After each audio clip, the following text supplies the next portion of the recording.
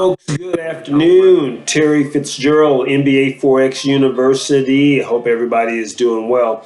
Hey, today I want to talk to you about, as a young physician and resident, doing the right thing all the time.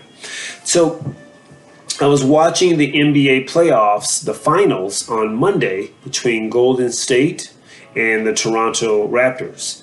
And Kevin Durant, who is a superstar basketball player for the Golden State Warriors, re-injured his Achilles, which was very unfortunate for him as well as the team.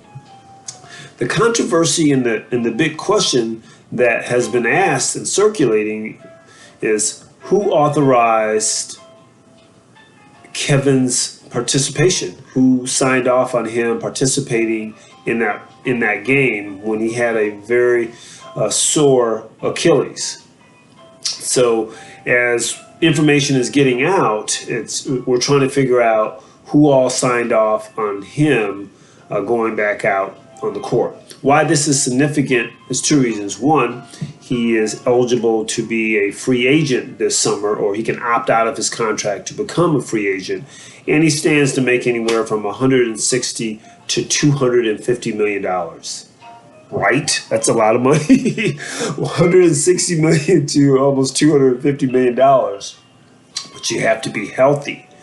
So I immediately, after that game, I called my son. For those of you who don't know, my son's a third-year medical student, and he wants to get into physical medicine and rehabilitation. So I really talked to him about this issue of doing the right thing for your patient. The dynamic here is the team physician for the Golden State Warriors is an employee of Golden State. So Golden State is his client. Kevin Durant is the patient.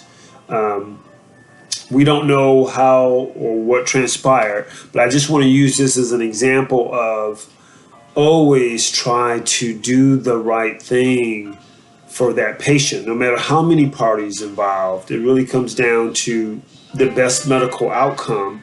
And I also think, too, that just over time, as you are building your reputation, particularly as a young physician, as a young resident, you really want to be known for doing the right thing.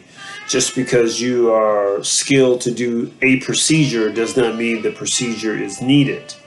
When I consult with more seasoned physicians, particularly the ones that are experiencing depression, not happy in their profession, once they get comfortable with me, we get a chance to talk about points in their careers where the best decisions were not made for the patient. It comes back to haunt you in many forms and fashions. So I say all that to say that you want your reputation to precede you, right? And it's going to have to start with doing the right thing.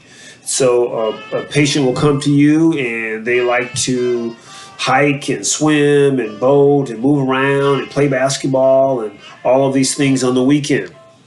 And they're coming to you to get them back to that point. It is incumbent upon you to always tell it like it is. Put it out on the table. Tell them where they are at, irregardless of what their goals are.